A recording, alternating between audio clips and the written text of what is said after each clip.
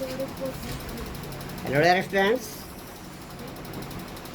आइए हम लोग क्लास 12th की फिजिक्स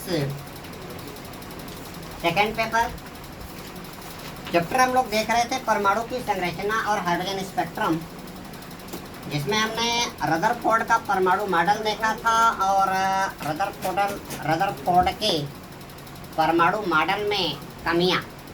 ठीक है, क्या कमी थी? पहली कमी थी कि परमाणु का अस्थायित्व रदरफोर्ड के हिसाब से प्रूव नहीं हो पा रहा है। दूसरा ये कमी थी कि रदरफोर्ड के हिसाब से हाइड्रोजन स्पेक्ट्रम से निकलने वाले, है ना, स्पेक्ट्रम क्या होने चाहिए? सतत होने चाहिए, लेकिन सतत नहीं होता, उसमें कुछ निश्चित आवृत्ति की ही रेखाएं क्या करती हैं, उसके हाइड्रोजन स्पेक्ट्रम में मिलती हैं। इन कमियों को दूर किसने किया?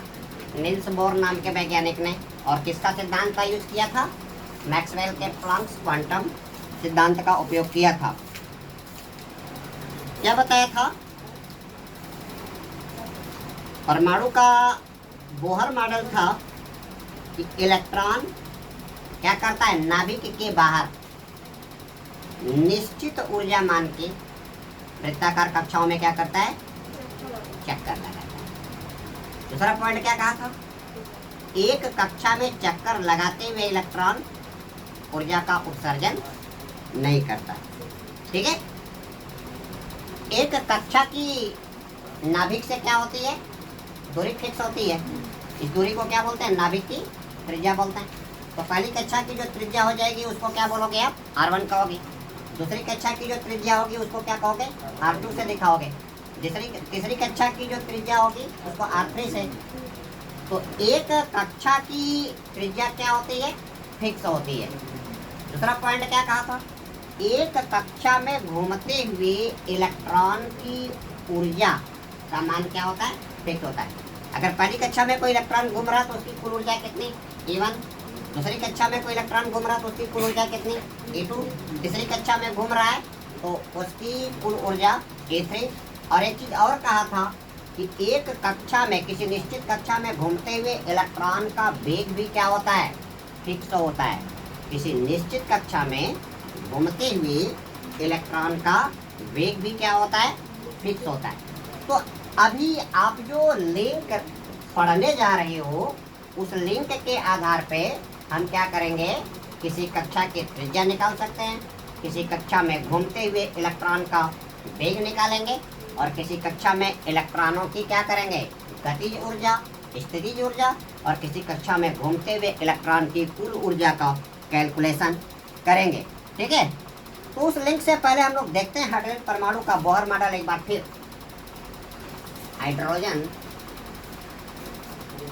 हाइड्रोजन परमाणु का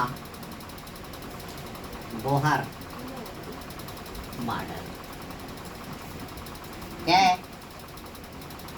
रदरफोर्ड के मॉडल में आई कमियों को नील्स बोहर ने मैक्स के प्लैंक क्वांटम सिद्धांत का यूटिलाइजेशन करके दूर किया था। और नील्स बोहर ने अपने कुछ क्या दिए थे? पोस्टुलेट्स दिए थे। नील्स बोहर ने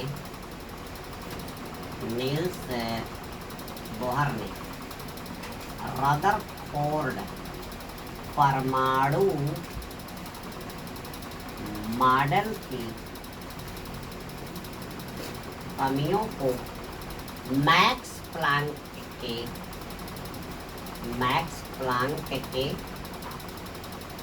क्वांटम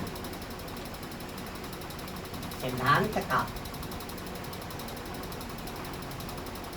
उपयोग करके दूर किया। ठीक है, नील्स बोहर के अनुसार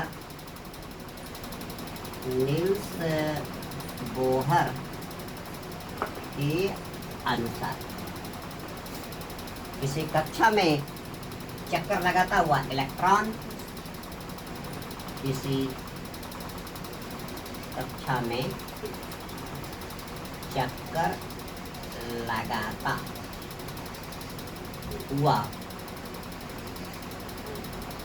इलेक्ट्रॉन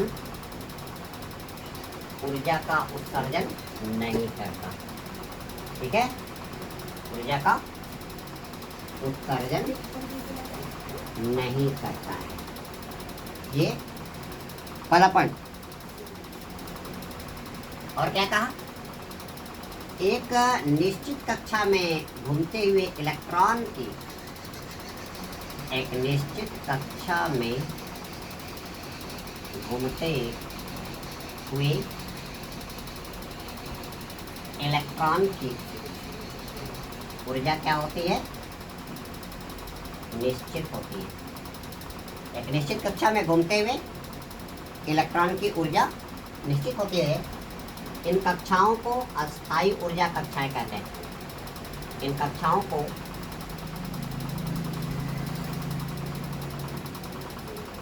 अस्थायी ऊर्जा कक्षाएं।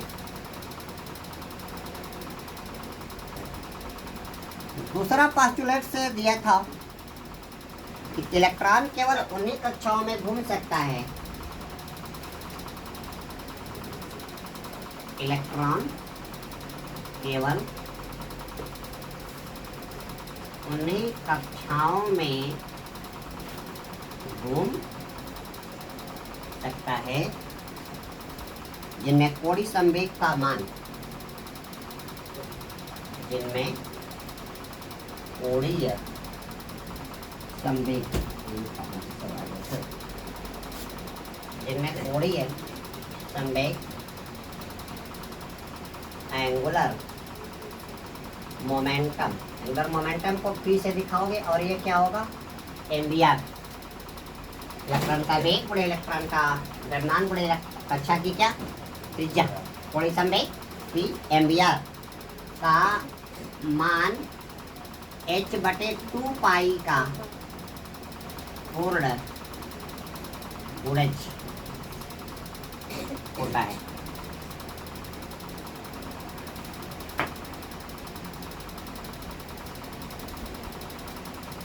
अगला पॉइंट कह रहा है परमाणु में इलेक्ट्रॉन की ऊर्जा, परमाणु में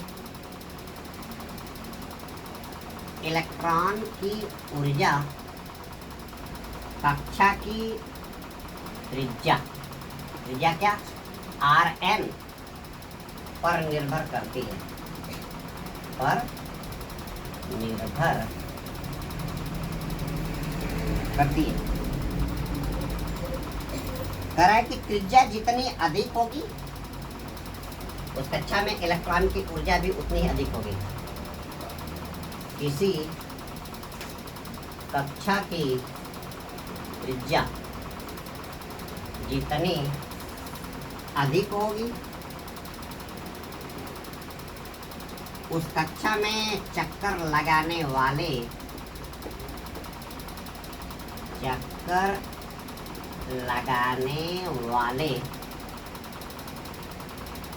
इलेक्ट्रॉन की ऊर्जा क्या होगी, उतनी ही अधिक होगी। यानी E प्रोपोर्शनल टू क्या हो गया, R इन हो जाएगा। अगला पॉइंट क्या कर रहा है, इलेक्ट्रॉन नाभिक के चारों ओर, इलेक्ट्रॉन नाभिक के चारों ओर अलग अलग अस्थायी कक्षाओं में चक्कर लगाते रहते हैं। अलग अलग अस्थायी कक्षाओं में चक्कर लगाते रहते हैं। अगला पॉइंट क्या कहा, इलेक्ट्रॉन को वृत्ताकार कक्षा में रखने के लिए, इलेक्ट्रॉन को वृत्ताकार कक्षा में रखने के लिए अभिकेंद्र बल, अभिकेंद्र बल इंग्लिश में क्या बोलेंगे, सेंट्रीपिटल फोर्स, और ये क्या होता है, F = mv² / r। ठीक है, अभिकेंद्र बल कहाँ से प्राप्त होगा? नाभिक तथा इलेक्ट्रॉन के बीच, नाभिक तथा इलेक्ट्रॉन के बीच लगने वाले आकर्षण बल, या कौन सा बल? नाभिक भी आवेशित कण है, इलेक्ट्रॉन भी आवेशित कण है, और दो आवेशित कणों के बीच में लगने वाला बल किससे निकालेंगे? कूलाम के नियम से। आकर्षण बल कूलाम के नियम के द्वारा क्या होता है? प्राप्त होता है।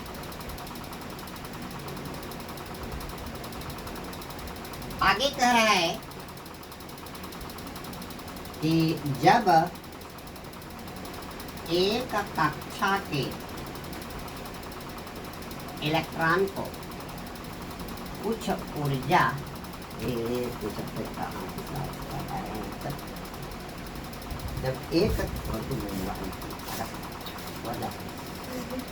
जब एक कक्षा के इलेक्ट्रॉन को कुछ ऊर्जा दी जाती है तो इलेक्ट्रॉन क्या करता है? ऊर्जा लेकर कहाँ चला जाएगा? ऊपरी कक्षा में चला जाता है, और ऊपरी कक्षा में कितनी देर रुकेगा? 10 के घाते -8 सेकेंड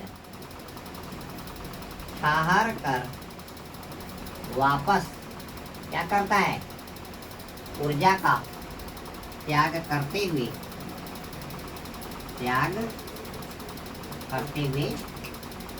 अपनी किसमें?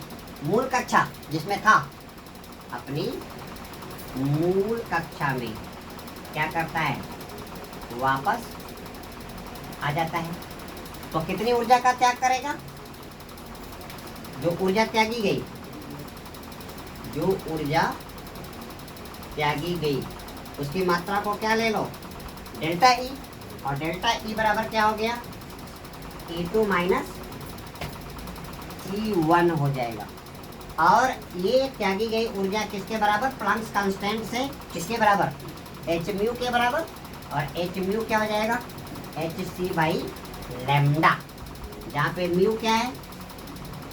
जहाँ पर म्यू है इलेक्ट्रॉन की कोणीय आवृत्ति,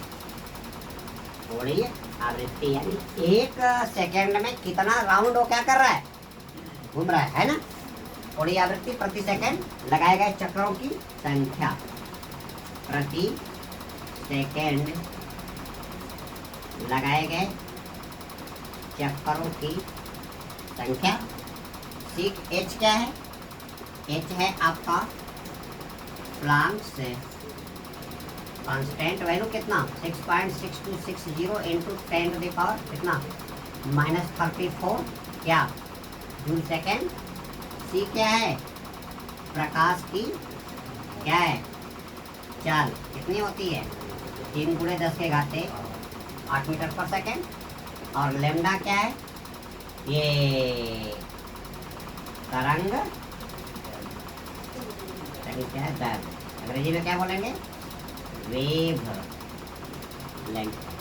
ठीक है, तो दोस्तों इस वीडियो लिंक में इतना ही।